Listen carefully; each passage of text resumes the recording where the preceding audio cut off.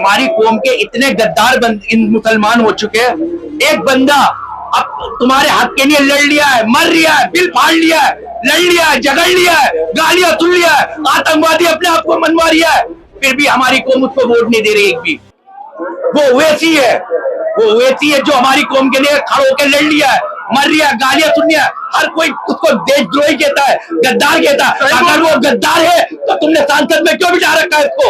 बताओ, अगर वो गद्दार है तो उसको सांसद में क्यों बिठा रखा है तुमने? जवाब है तुम्हारे पास।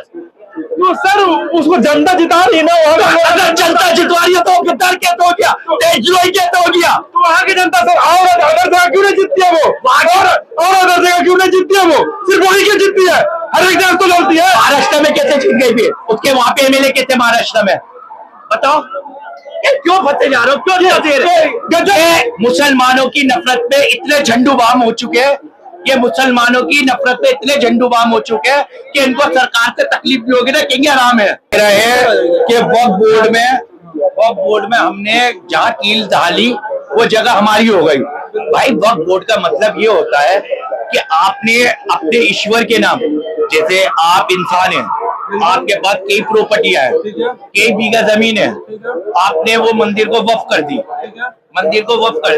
ठीक है। अब वहां पे उस मंदिर की जगह पे जो आपने वक्फ करा वो कोई और कब्जा कर ले, तो आपको क्या लगेगा?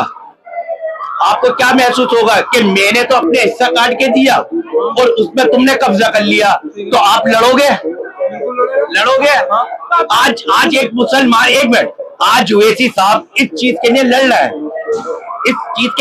हाँ कमियां होती है। सुनिए मेरी बात सुनिए। आप अगर जो मेरे साथ डिबेट करना है तो ओवैसी साहब जी का नाम मत लीजिए, क्योंकि ओवैसी एक मिनट सुनो पहले। ओवैसी 400 एकड़ में जंगल है, इस 400 एकड़ के जो जंगल है उसे काटा जा रहा है, फिर क्यों नेता क्यों नहीं बोल रहा? ओवैसी क्यों नहीं बोल रहा? ओवैसी क्यों नहीं बोल रहे? एक बात सुनिए, और अगर जो इस राज्य में बीजेपी की सरकार होती, उस राज्य में करता तो वैसे पूरा गला फाड़ के चिल्लाता। वैसे को मैं चैलेंज करता हूँ, और अगर जो ताकत है तो इसे रोक के दिखाया करे, क्या उसके बोल के दिखा। ये एक मिनट मेरी बात सुने, बड़े शांति। सरकार किसकी है भाई? सरकार किसकी है? हैदराबाद में सरकार किसकी है भाई? वहाँ की लोकल पार्टी और कांग्रेस।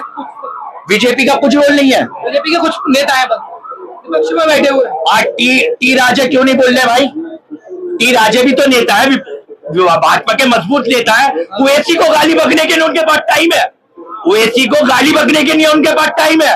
एक जो हैदराबाद में जंगल करते हैं उसके लिए बोलने के लिए टाइम नहीं है, आज उसके लिए टाइम नहीं है। टी राजा कौन है आप बताओ मुझे?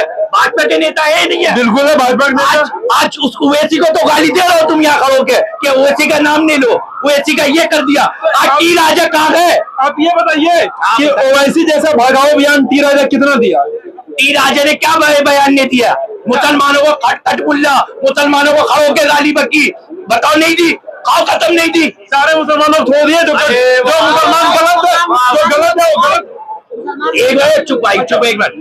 अगर मैं यहाँ खड़ो के, हमारे हिंदू भाई हैं यहाँ सारे, अगर मैं यहाँ के सनातन धर्म को गाली दूं, सुनना ध्यान से, ठीक है, ध्यान से, तो सारे सनातन धर्मों को गाली हो गई ना? बिल्कुल होंगे। अब मैं ये ढूंढूंगा ये गलत है या सही है। अब तुम यहाँ खड़ो के एक मुसलमान को गाली दोगे, मुझे दोगे, फिर तुम मुसलमान हो वही गाली, तो तुम क्या कहोगे? सारे मुसलमानों को गाली दी है तुमने, मानोगे ना? यार अपनी बातों में खुद फंस रहे हो तुम। अरे भैया तो तुम ये बताओ कि जो अभी तुम खुद बोले थे कि जो आधे मुसलमान जो होते हैं कठमुल्ले होते हैं, थोड़ी देर पहले तुम भैया मेरे सामने बोल रहे थे ये बात तुम बोल रहे